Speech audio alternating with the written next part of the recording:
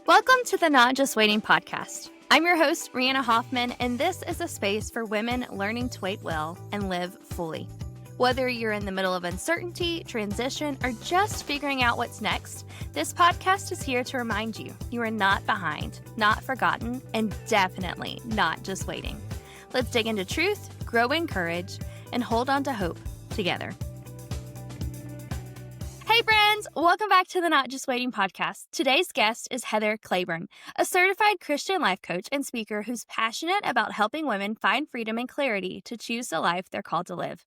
She lives in Murray, Kentucky with her husband Wes and their 6-year-old son Judah. Together, Heather and Wes also serve with the West Kentucky Fellowship of Christian Athletes, where she works as an administrative assistant and supports their ministry to students and coaches. Heather has such a gentle, grounded way of seeing the world.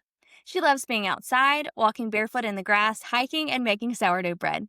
It's the simple things that remind her of God's goodness. I know this conversation will encourage you to slow down, listen for God's leading, and live with intention right where you are. Let's dive in. Hey friends, welcome back to the Not Just Waiting podcast. I'm so excited to introduce you to Heather Claiborne. It's Claiborne, right? Claiborne, yeah. Okay, I was like, how Southern can I say your last name? Hey, I live in the South, so it's fine. And I get Claiborne, people spell it C-L-A-Y, it gets butchered all the time. So I'm fine however you say it. That's so sad. As a person whose first name and last name now gets misspelled as if my life depended on it, I'm so sad about that. That makes me so sad. Anyway, So it's really funny. I was not meaning to Southern the mess out of your name, but it did. You're fine. It's really fine. So I'm all twang. now that you've met my friend Heather and heard my Southern this morning, I cannot wait to introduce you guys, and you're going to love her. I have talked to her for the whole of maybe 5 minutes at this point, and I want to put her in my pocket and take her home with me. Too bad she lives too far away. But I just want to have her on my couch and give her all the sweet things and just sit and talk for ages until our significant others are like, hi, are you coming home today or tomorrow? Next week. Next week. Okay, so can you tell us a smidgen about yourself? Yeah, smidgen. Okay. Let's see. So I live in a small university town called Murray, Kentucky. And my husband and I work for Fellowship of Christian Athletes. I actually just joined him. He's the area director for our 3 local counties. And then I recently joined them about a month ago as the admin assistant working part-time. And so really cool to and through the coach of reaching athletes and making disciples. So really cool to get to be a part of that ministry.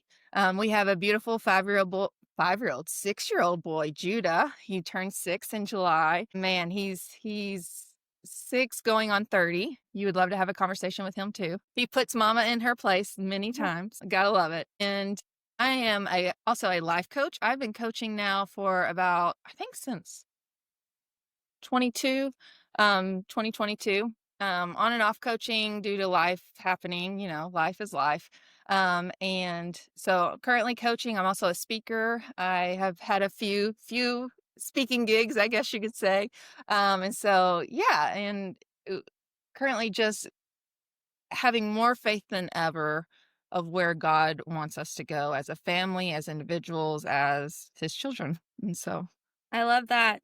Into that. That's beautiful.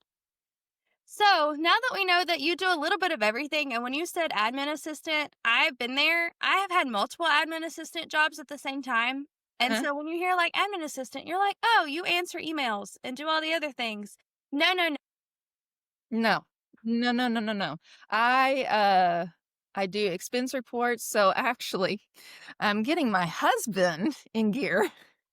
He likes to do quarterly reports. And so this past time I did his first report for him, and it took me 3 hours. And I was like, no, we're doing this monthly. You're getting me these receipts monthly. You're getting a mileage book. Like, we're doing it this way.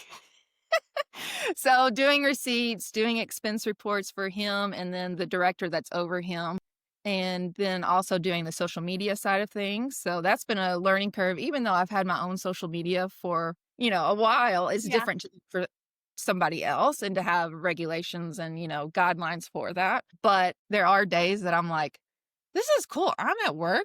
I get to be creative at work. Like, this is really cool. So, just doing, and then also like if somebody needs to be paid, that type thing, like, yeah, it's not answering somebody else's emails. It's doing all the background nitty gritty work so that they can be out in the field doing ministry. Yep. Yep. Sometimes do you ever feel like a glorified gopher? Not yet. Not yet. Okay, cool. Although sometimes I do like to be told what to do. Like, just tell me what to do and I'll do it. Like, I don't want to have to come up with it. And so to be the golfer, like, I can handle that right now. Oh, I get that. So now that you do a little bit of everything, like you just told us an entire list, and you have a 6-year-old, how do you Yes. make space for rest, for creativity, for time with God in your daily life when you're not doing all of the things? Man, I have found, especially since having Judah, I thrive on a rhythm, on the non-negotiables. And so, like, even on a Saturday, I'm still trying to get up early to get up before Judah so that I have that space, that time to, meditate, pray, read, get in scripture, things like that. Kind of orient myself to the day. Because if I don't have that, it doesn't go well. Because once Judah is up, we're hitting the ground running in some way or another. And so having those things that I stick to no matter what have been so helpful for me. And those even provide rest, even in the, I don't know how to describe that those provide rest, but Yeah. they provide a rest, Yeah. Yeah. So also like the phone and putting the phone down after everybody gets home and not getting on social media, especially social media, like after 5 o'clock, 4 o'clock even, I'm like, nope, not doing it.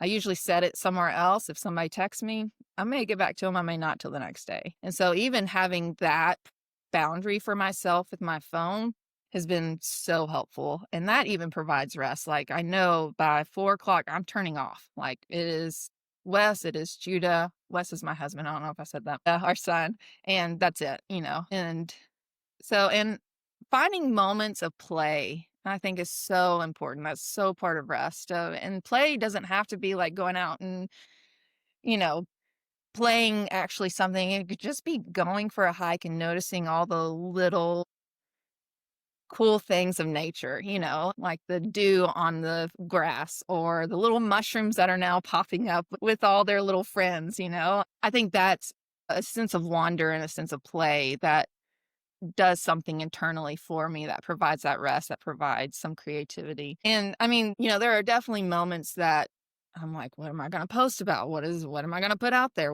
You could probably relate to that. Yes. And so it's in those moments that, okay, I'm going to go for a walk. I'm going to move and do something that's not sitting down and forcing myself. And usually when I go out and do something else, something comes to me when I'm not forcing it, when I'm not trying, it just happens. And I do find creativity to be more for me in the mornings. And so my content creation does tend to be more in the mornings than the afternoons. I try to schedule my day around that. But I do use a planner. I've been so against paper planners for my entire life.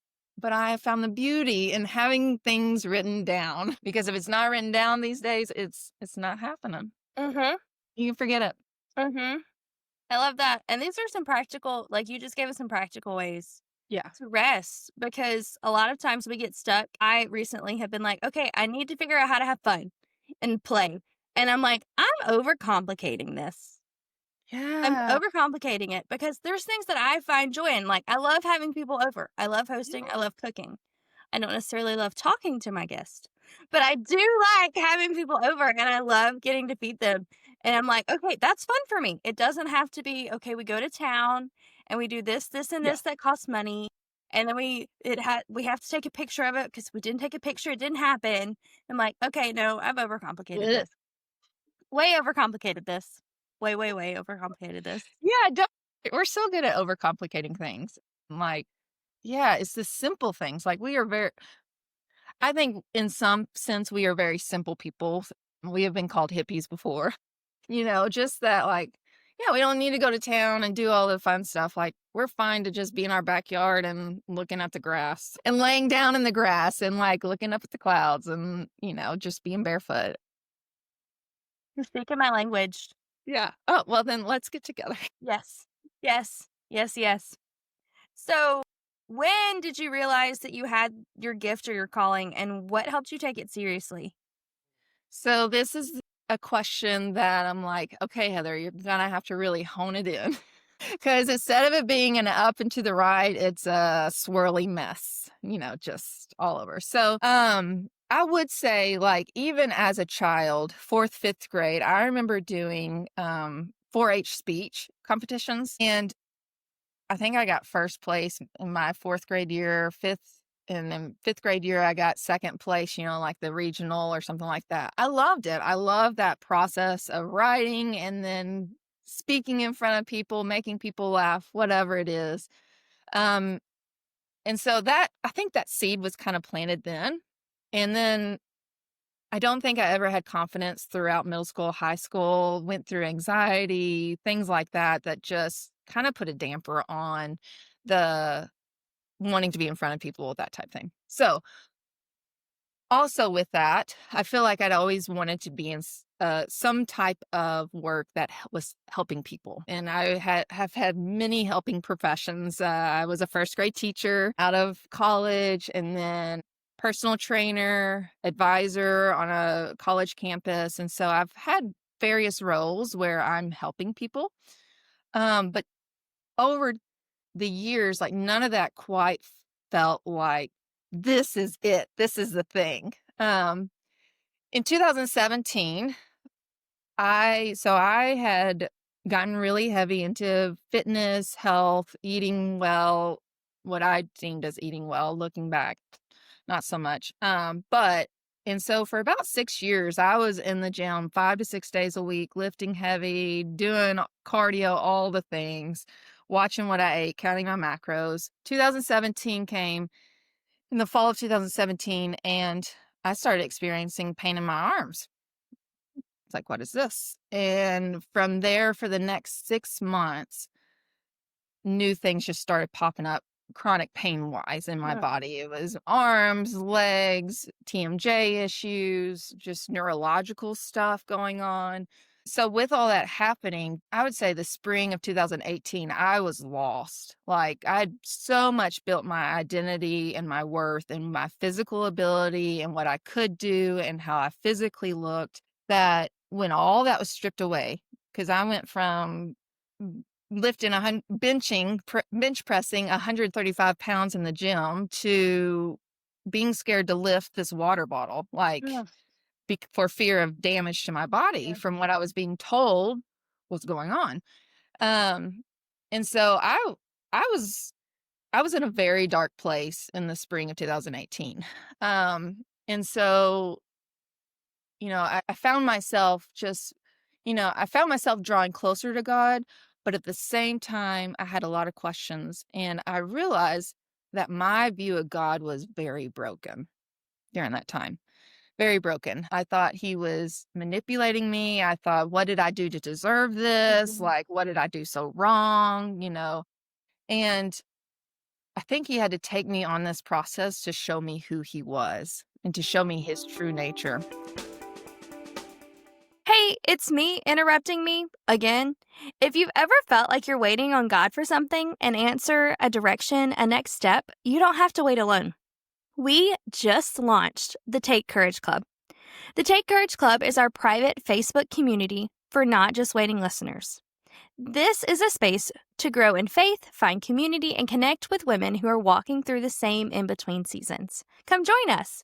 Just search Take Courage Club on Facebook or click the link in our show notes. We cannot wait to see you there. I remember in the fall of 2018, very dark place, trying different medicines to help with the anxiety, the depression.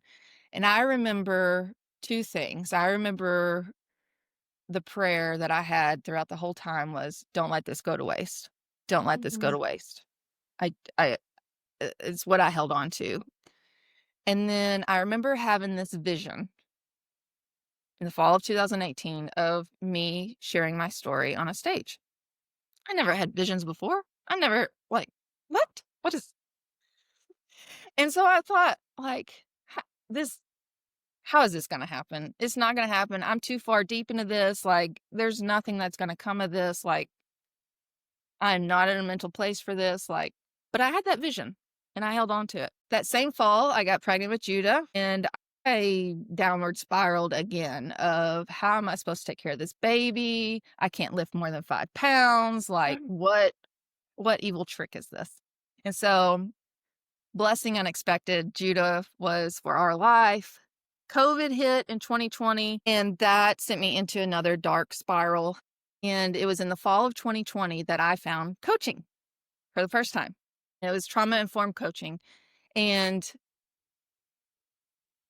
I was like, what is this? I don't know what this is, but I'm in a desperate place. Let's try it. And from there on, there were consistent seeds planted of like, there's something to this. I was in campus ministry at the time with my husband serving full time. And so I was getting to use what I'd learned about the nervous system and about trauma and about life in general, meeting life on life's terms. I was getting to use what I'd learned for myself and help students walk through some very tough things and meeting life on life's terms. And, it was nothing that I want to take credit for, but people would speak into that and students would speak into that and say, hey, that was very helpful. Or I just need to talk to you. You're very helpful. I love the way you listen, that type of thing. And so those seeds were being planted that I was like, okay, maybe this is something could be a calling on my life. Yeah. And so in 2022, I began my coaching business. I, opened my virtual doors and whatever you want to call it. And it was after I posted like, hey, this is what I'm doing.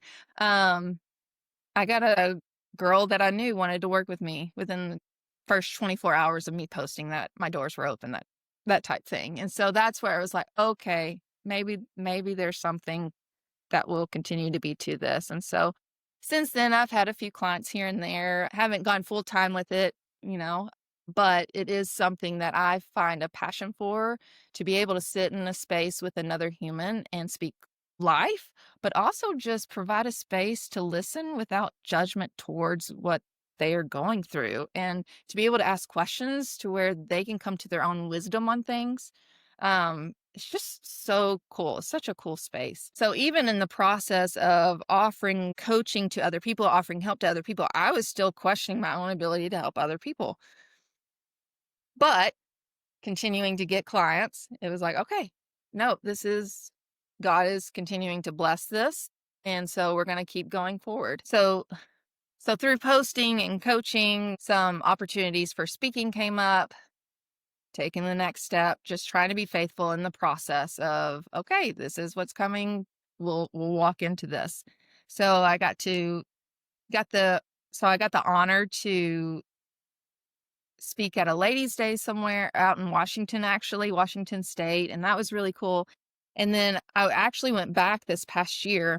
This is a story I want to tell. I went back this past year, and it was actually 2 weeks after I'd started having some dizziness issues, which I think we had kind of talked about. You may not remember, but I started having some chronic dizziness. And I was like, what is this? What is going on? Oh gosh, this must be like, I'm not going to be able to speak at this place. I'm going to have to turn them down. Like, I'm not even going to be able to coach. Like, I don't have the mindset for this. Like, my dizziness is just makes me feel awful. But I stayed faithful to the process. My husband and I talked about it, stayed faithful to the process, got on a plane, didn't feel good, went to the speaking, the ladies' day out in Washington. And the morning that I got up to it was on a Saturday, the ladies' day was on a Saturday. And the morning that I was getting ready, I got a text message from a friend who she's one of those friends that we're always going to be friends, but we don't always text each other every day, And so out of the blue, she texted me, which is not out of the blue. I think it was a spirit-led thing, but she texted me and said, hey, I'm listening to your weeding lesson, which was a lesson I'd done 2 months before at another ladies' day. She said, "I'm listening to your weeding lesson out weeding my garden. I just wanted you to know that I was thinking about you." And here I am, like, I don't know if I'm gonna be able to stand up and speak to these ladies. I don't know what's gonna happen. Am I gonna, like, faint? Like, what is this? And she sends me that, and then it was like, "All right, God, you got me."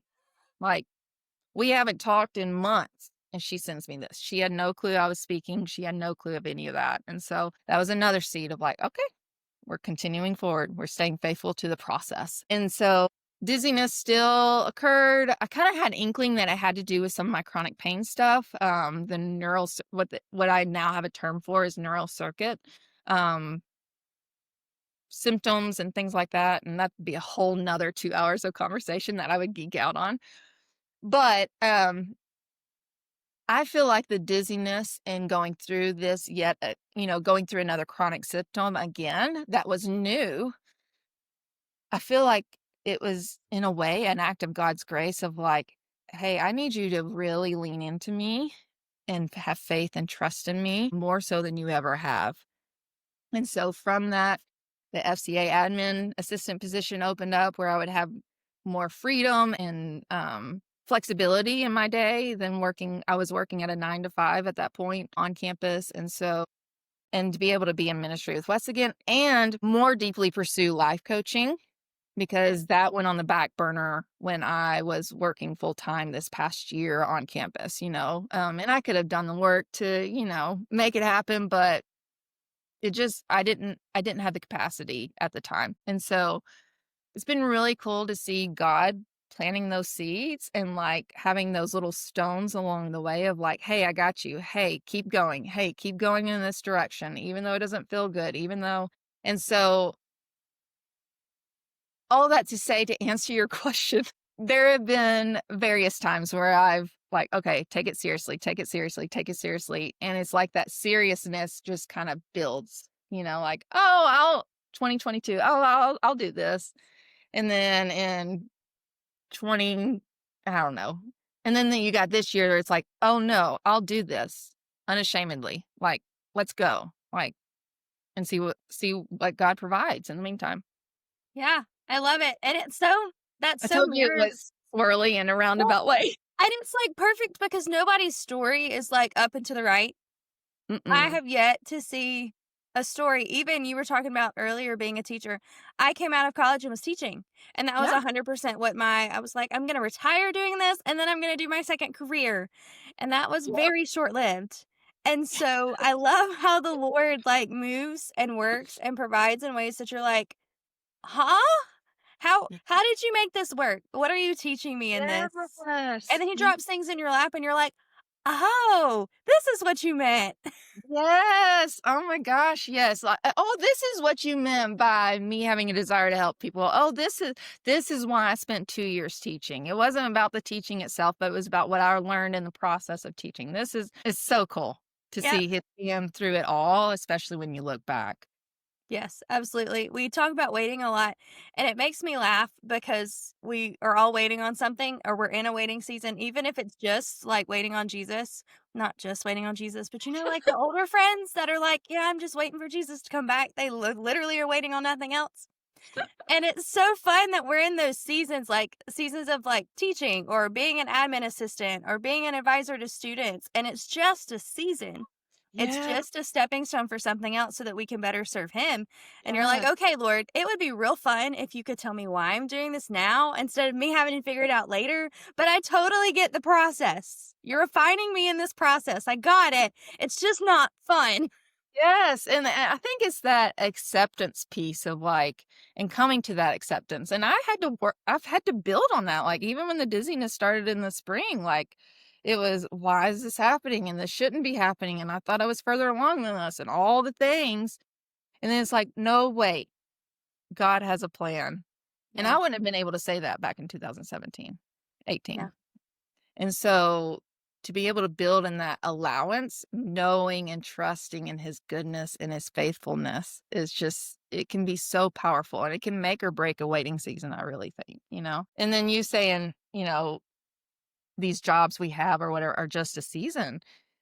coming to see it as just a season, because I think we can often spin out in like, gosh, like, is this what I'm going to be doing for the rest of my life? And what is my life? And blah, blah, blah. And forget, no, wait, there's a bigger picture here that this might be just a small part of. And I don't have to settle here. But for now, this is where he has me. And that's okay.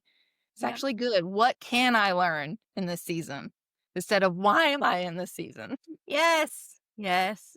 Yeah. Yes. There are days that I'm still like, why me? And then the Lord's like, hey, chill out. It's okay. You're Man, fine. yes, like, I remember gosh, yes, I love you. Can I hug you? Um,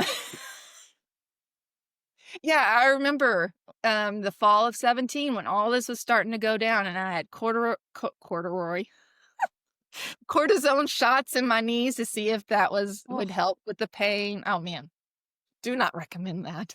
And just remember thinking like, oh, of certain people in my life, whether it's friends or other moms and thinking, well, why do they get to just be this mom without, from my viewpoint, without a mhm. lot of cares, without these physical things, that get to go out and play with their kids and all the things? And why me? Why am I going through this? I remember sitting in a hotel room. Wes and I were at a church conference, and I remember sitting in a hotel room and read, can't remember the scripture, but it was where Jesus, I'm going to totally butcher this, so sorry. Somebody can look it up and, correct me. But Jesus says to Peter, I think, why are you so concerned about, was it John? I don't remember. This is where I Probably. should have done my research before we got on. But it's at the end of one of the gospels. And he's like, why are you so concerned with them? You need to pretty much just focus on you and where I have you. And to me, that spoke to me so much that morning in the hotel room of like, okay, I don't have to compare my story to somebody else's. I don't have to compare myself to someone else. And just because I'm going through this doesn't make me less than someone else. Yeah. Yes. It's taken a long time for me to accept that and get there, and I still work on it. But man, like, yeah, we Yeah. can ask why me all day, but at the end of the day, this is where he has us. Yeah. And And along the lines of like comparison, what has God taught you about managing your platform and your influence with open hands? Because that is the biggest cycle of comparison. Like you scroll through and you're like, oh, engagement. Oh, baby announcement. Oh, they're playing with their kids. Oh, they went to the pumpkin patch. And you're like, what? Duh. I got up and made some bread this morning. Yep. Yes. Yeah, yeah. So, man, he is teaching me so much. Like, I don't know if that lesson will ever be done for him with me.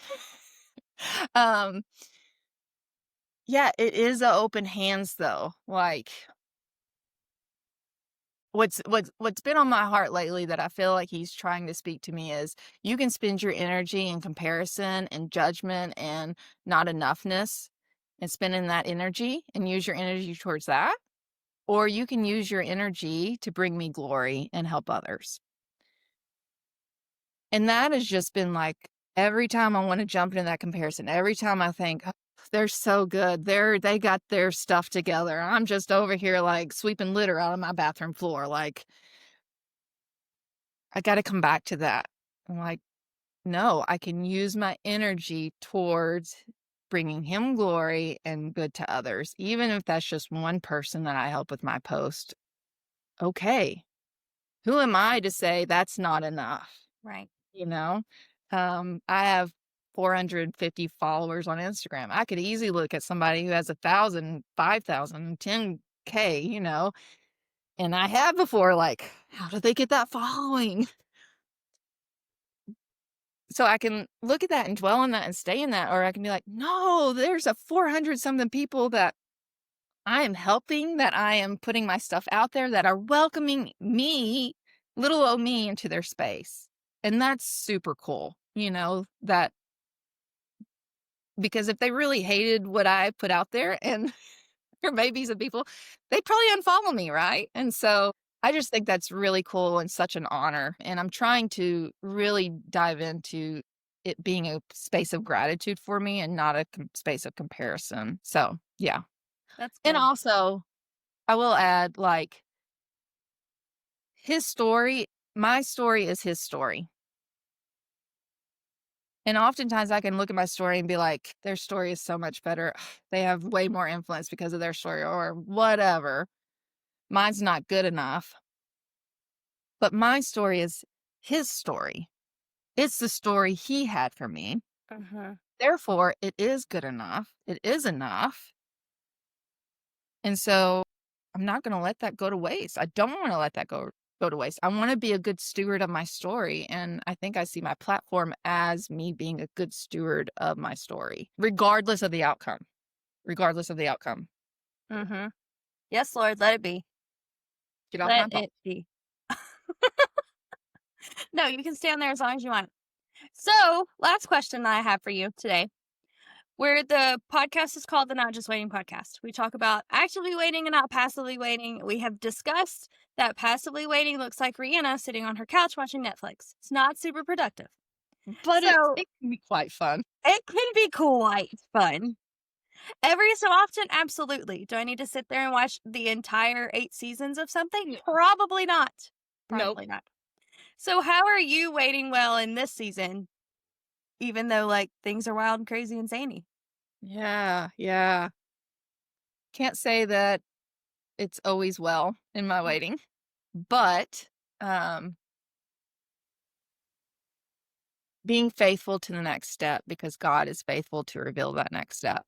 And, this year, I could spend 15 minutes telling the goodness of God, of how he has blessed us and been faithful to us just in this year in ways that we have never seen before.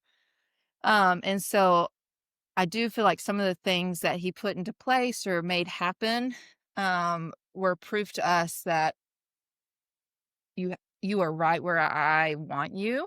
Keep taking the next step. Keep being faithful. You don't see the outcome right now. You don't see how this is going to all end, but you're being faithful. And I need you to continue to be faithful. Or he doesn't need me to be, but he wants me to continue to be faithful. So just eyes open to what that next step is, what that next thing is.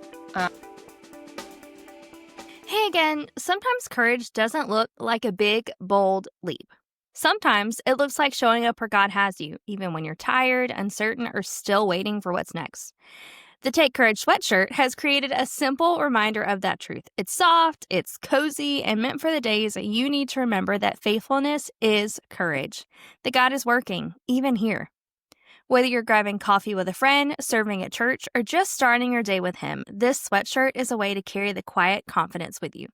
You can grab yours now on Etsy. Just search Take Courage sweatshirt or stop by the link in our show notes. Take courage where God has you. Now back to our conversation. So, and another thing that has been on my heart within this season of waiting, as will always be in a season of waiting, is doing the ordinary well.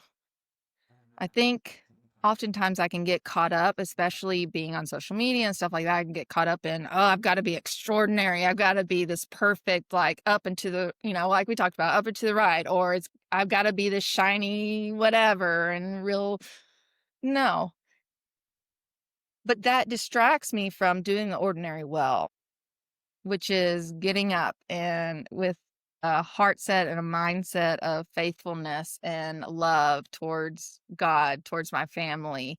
That's taking out the trash without mumbling in my brain of, why is my husband not taking out the trash? Doesn't he see that it's full? Like, it's, things like that of just do the ordinary well. I remember Judah got sick a couple weeks ago and I had plans for the day. I was like, oh, dang it. Like, why are you sick? And then it just came to me, can we just do the ordinary well? And that would be take care of my sick son out of love and compassion for him without holding this like, oh, but I want to get this done. I want to get this done. No, you're going to be here present with him, do the ordinary well. And that is enough. Yeah. That is going on my mirror in my bathroom as soon as we get done. I love it. Saying, that's my aha for right now. Do the ordinary well. And it was aha a couple weeks ago. And so that's where. It's so true because we can get so stuck in I have to do the laundry and I have to do this and I have to unload the dishwasher. And then there's this task that has to be done. And you're like, but I just want to do X, Y, Z. You're like, Yes. surely these influencers don't have to do their own laundry. Fun fact, they do. They have to do everything else that we have to do. All these famous people, all the celebrities, they have to do all of the things that we have to do. So everybody has to do the ordinary. Everybody Yep. puts one leg on, their pants on one leg at a time. Everybody does it the same way. And it's so easy for us to get stuck in that cycle of, well, why me? Back to the why me? Yes. Why me? Why do I have to do this? Yes. Yes. Everybody uses the bathroom, right? Yes. Literally, yes, they You have to. can get an assistant for cleaning your house and doing your laundry, but you can't get an assistant for going to the bathroom. Like, That is true. that's pretty ordinary. That is very ordinary. So ordinary. Well, is there anything else you want to share with our listeners today? Yes, I just want to give encouragement that, I think it goes back to that comparison piece that, man, we can fall so easily in a comparison. And there may be people listening to my story and like, I haven't been through anything like that. Like, my life's been pretty good. I don't have anything to share with people. I can't help people through stuff. Or they might have listened to other stories. Like, listen to some other stories of women who you've interviewed. I'm like, I don't compare to that, And so, like, so no matter what, your story is his story, and that is enough. And I want people to understand that and know that, like, he has you where he wants you. Yeah, we need to listen to see where he wants us next and stuff like that. It takes our part too. We're co-creating with him, but our story is his story. And so we don't need to hate on ourselves and use our story against ourselves. How can it be the very fuel that takes us wherever he wants us? Absolutely. That's good. The end. Well, friends, thanks for joining. Heather, my couch is available whenever you want to come over. I'll buy a plane ticket. Sounds good. I'll come pick you up from the airport and we'll just chat for hours and then I'll eventually send you back. Wes will have to fight me. Yay. It's fine. Yeah, he'll be fine. Well, friends, I'm going to link Heather's Instagram in our show notes. Please go follow her. Her stuff is awesome and amazing. And every time she posts something, I'm like, ooh, I'm that person. And please tell her thank you for joining the podcast. And maybe tell her something that you gleaned. Like my aha was do the ordinary. Well, so friends, so glad that you were here. Heather, you're amazing. And I really wanted to kidnap you. Well, we'll see you guys next week. Bye, friends. Bye. Thanks for listening to the Not Just Waiting podcast. I hope today reminded you that even in the in-between, God is working, and you are not alone. If this episode encouraged you, would you share it with a friend? And don't forget to hit follow so you never miss a moment of truth, hope, and real conversation. You can find me on Instagram at rihanna.ivy.hoff and join the community over on Substack for deeper reflections and weekly encouragement. Until next time, take heart, friend. God is in the waiting with you.